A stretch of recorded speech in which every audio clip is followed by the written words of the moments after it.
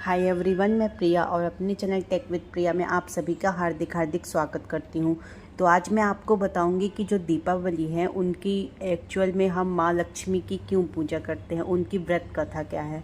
तो सभी को दीपावली की हार्दिक शुभकामनाएं। बहुत जल्द दीपावली आने वाली है, 2023 है ना। आई थिंक 12 नवंबर को दीपावली है।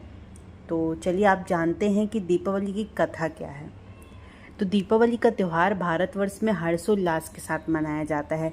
दीपावली का जो त्यौहार है बुराई पर अच्छाई की विजय के प्रतीक रूप में मनाया जाता है। हिंदू धर्म में दीपावली का बहुत महत्व है। कुछ लोग दीपावली को दिवाली भी कहते हैं। दीपावली के दिन महिलाएं अपने परिवार की सुख समृद्धि के लिए लक्ष्मी माता का व्रत रखती हैं और लक्ष्मी माता की कथा सुनती हैं, जिससे दीपावली की कथा भी कहते हैं।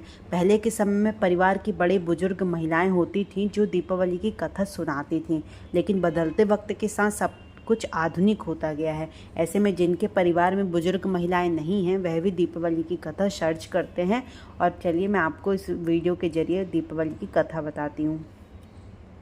कहते हैं कि कार्तिक माह की अमावस्या को दीपावली का पर्व आता है। इसी दिन हिंदू धर्म के लोग धन की देवी लक्ष्मी की पूजा अर्चना करते हैं और अपने परिवार के साथ बड़े हर्षोल्लास के साथ दीपावली का त्यौहार मनाते हैं।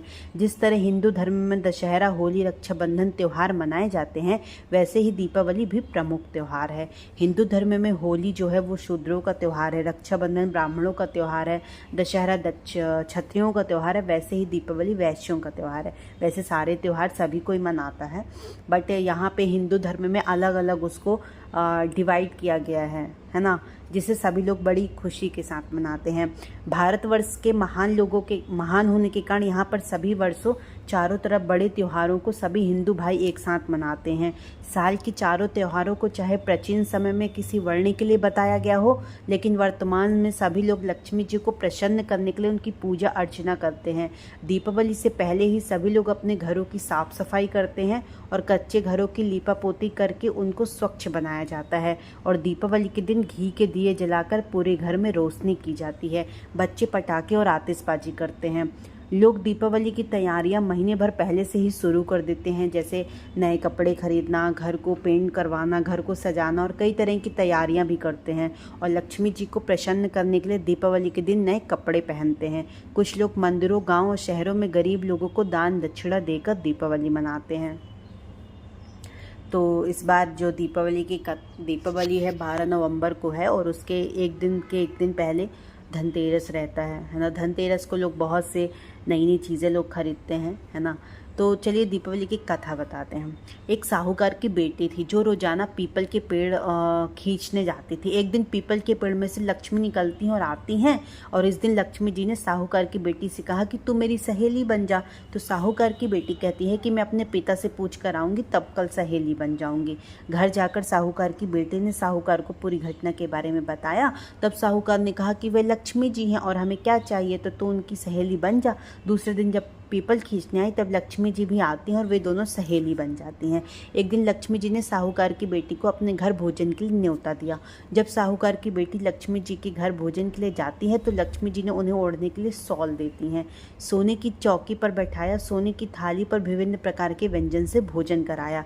जब साहूकार की बेटी खाना खाकर भोजन करने के पश्चात वापस घर लौटने निकलने लगी, तब लक्ष्मी जी ने हाथ पकड़ लिया और कहा कि मैं तेरे घर भोजन के लिए आऊँगी। तब साहूकार की बेटी ने कहा ठीक है, आ जाना।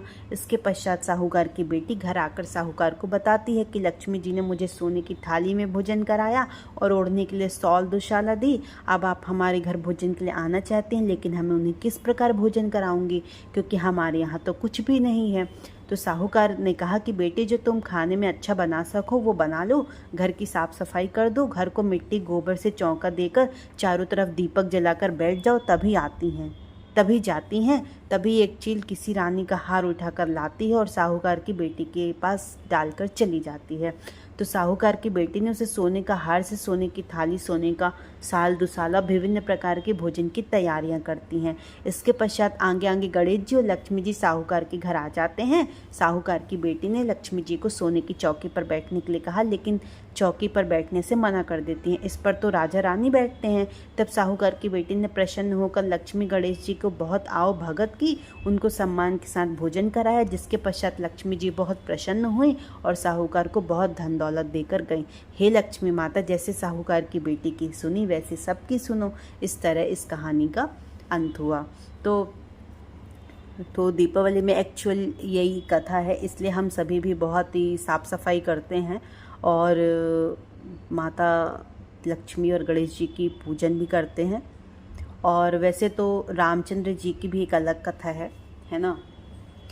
कहते हैं जब भगवान श्री रामचंद्र जी अपना 14 साल का वनवास पूर्ण करके अयोध्या वापस लौटे थे, तब अयोध्या वासियों ने कार्तिक मास के अमावस्या के दिन ही श्री रामचंद्र जी का तिलक किया था और चारों तरफ घी के दीपक जलाकर उनका स्वागत किया था। हिंदू धर्म में दीपावली मनाने के पीछे रामचंद्र की कहानी भी प्रचलित है। कहते हैं कि 14 साल तक वनवास काटने के बाद जब भी राम रावण का वध करके माता सीता और भाई लक्ष्मण के साथ अयोध्या नगरी लौटे थे, तब समस्त अयोध्या वासियों ने चारों तरफ घी के दीपक जलाकर श्री रामचंद्र जी का स्वागत किया था और बड़े हर्ष उल्लास के साथ इस दिन को मनाते हैं। लगभग 15 साल बाद अपने राजा श्री रामचंद्र जी मिलकर जनता बहुत खुशी हुई और उन्होंने रामचंद्र जी के तिलक के लिए पूरे नगर में उत्सव का आयोजन किया, जिसके पश्चात इस दिन को दीपावली के रूप में त्योहार के रूप में मनाया जाता है। उस दिन कार्तिक मास की पूर्णिमा का दिन था, जो दीपावली का त्योहार बन गया। तो दीपावली की कथा के अकॉर्डिंग तो हम कार्तिक मास की अमावस्या के दिन राजा विक्रमादित्य ने अपने संवत की शुरुआत की थी, तो जिसके मुहूर्त के लिए बड़े बड़े विद्वानों को बुलाया था। तो इस संवत की शुरुआत क्षेत्र सुधी प्रतिभा से भी चलाया गया। तो ऐसा भी कहते हैं कि मेन वो दीपावली की जो कार्तिक मास की अमावस्या के दिन ही दीपावली की पूजा की जाती है।